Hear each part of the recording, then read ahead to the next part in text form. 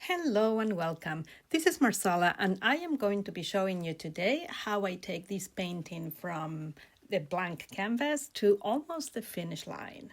As you can see, in 1 second, I am painting an acrylic panel that has already a layer of an orangey color done with acrylic paint so that I am not fighting with wet paint when I am going over with my acrylics. I am, first of all, always interested in doing a very loose drawing, following already a thumbnail or a sketch that I have prepared. Once I have that all sketched out, meaning that I have all the parts where I want them to be, I start doing color blocking. In this first layer, I am always interested in blocking in what the local color for each shape is. However, I am not putting the color that you will see at the end because transparent colors and opaque colors are super big in my world, and this first layer of paint is always done with transparent colors. I am interested in keeping everything loose and just putting in the color for all the main shapes. I am not interested in putting a lot of detail now or ever actually. I just want to keep that brush moving, putting in loose shapes and covering the whole canvas with color. In order to choose what color to use in this first layer, I think what is the underlying color that I will have there. So for instance, if in the sky I want to end up with a nice light blue, I am going to choose either ultramarine blue or phthalo blue or with a little bit of purple or a combination of both of them before I start going into this next layer, which is the one that you are seeing right now. At this point in time, when I have most of the canvas covered with the first layer, I start playing with the opaque paint over top of that first layer of transparent color that I had.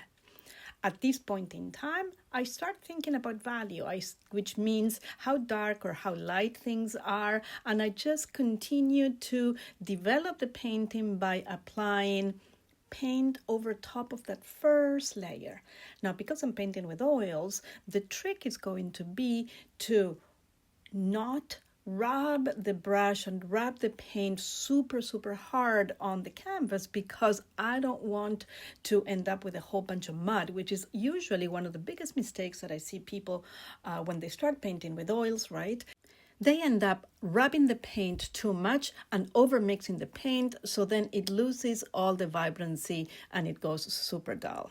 And they end up with a bunch of mud, which is very undesirable for the most part. Mud is good sometimes, but only when we want to have it.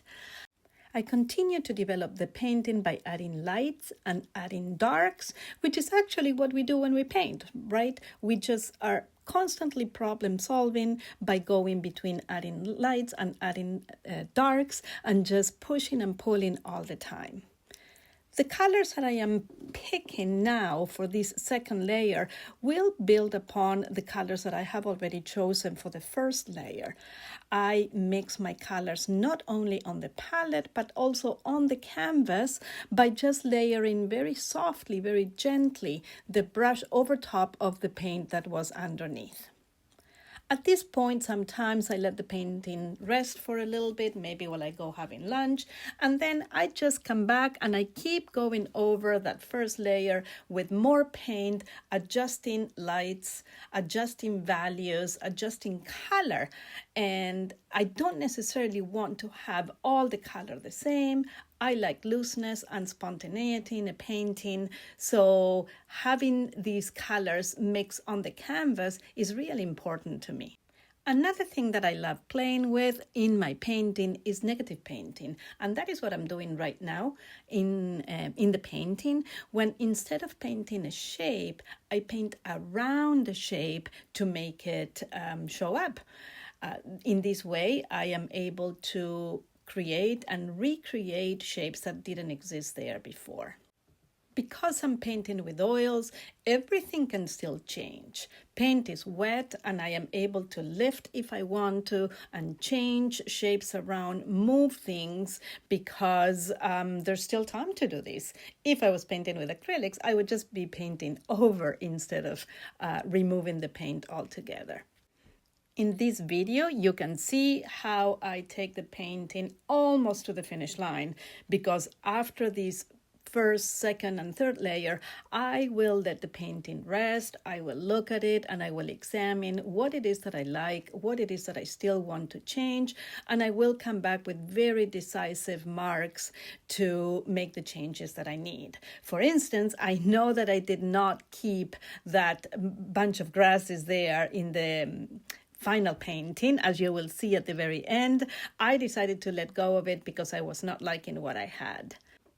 I continued to darken some areas and define some of the shapes.